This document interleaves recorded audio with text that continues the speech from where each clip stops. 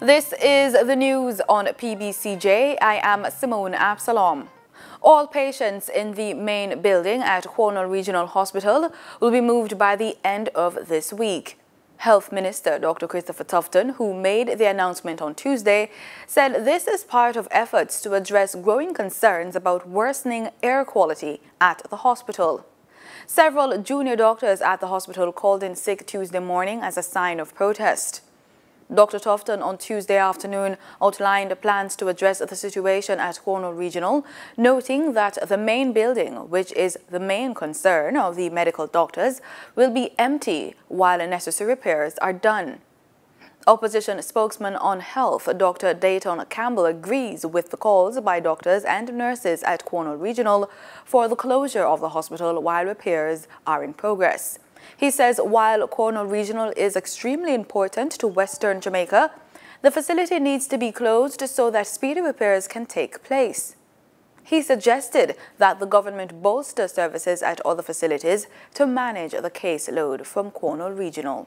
The recently launched Ministry of Health Compassionate Care program will seek to utilize the services of volunteers to improve the everyday care of patients in the public health system.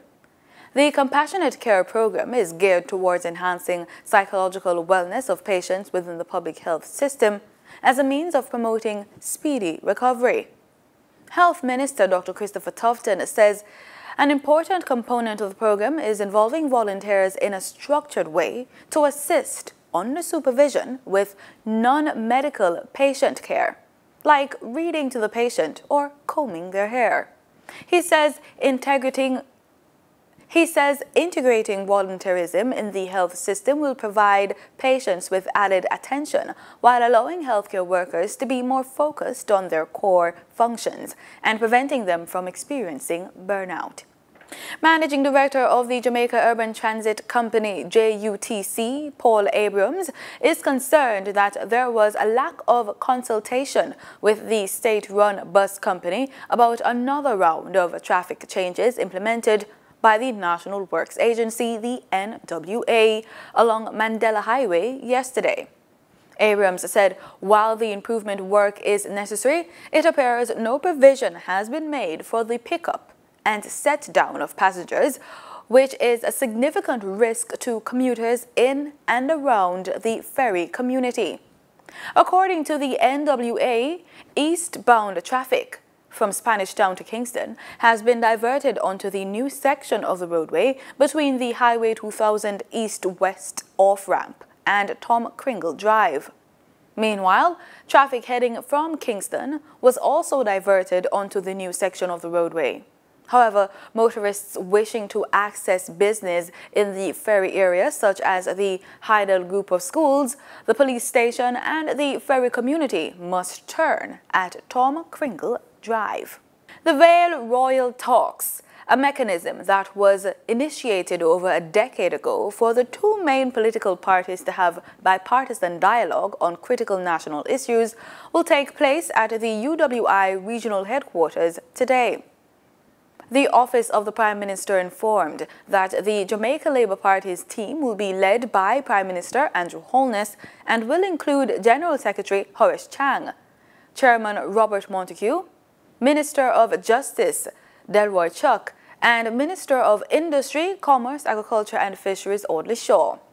The People's National Party's team will be led by Opposition Leader Dr. Peter Phillips and will include General Secretary Julian Robinson, Chairman Fitz Jackson, Leader of Opposition Business in the House, Philip Polwell, and Leader of Opposition Business in the Senate, Donna Scott Motley. The items for discussion at the first meeting include national security, electoral re-verification, and chairmanship of parliamentary committees. The new Minister of Industry, Commerce, Agriculture and Fisheries, Audley Shaw, says he is ready to make a difference in the sectors.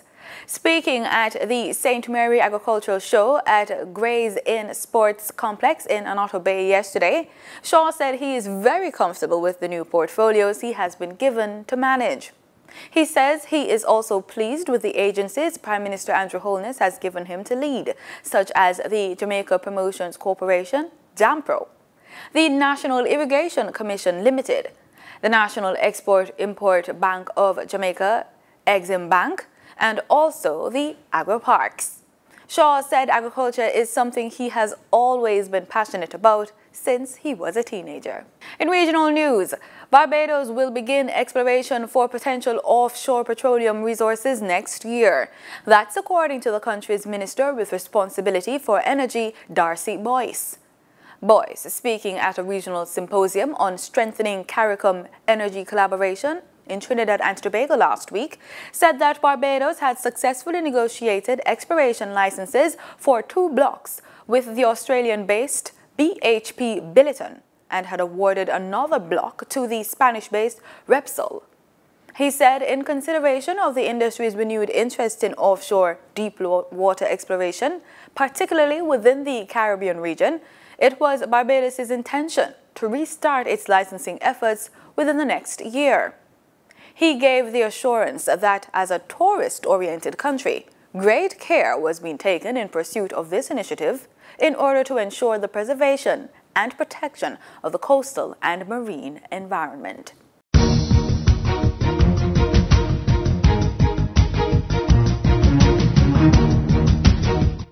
In sports, Jamaica's senior netball captain Janelle Fowler-Reid says she is in excellent shape going into this year's Commonwealth Games as she sets her sights on leading the Sunshine Girls to the gold medal.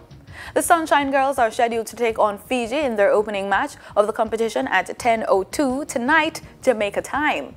Fowler-Reid, who will be playing in her 3rd Commonwealth Games, says she is confident that the team can improve on the bronze medal they won 4 years ago in Glasgow, Scotland.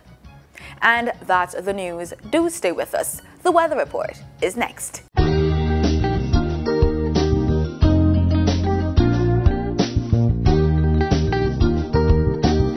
This is PBCJ's weather report. Thanks so much for staying with us. Let's start with a look at the currents for Kingston.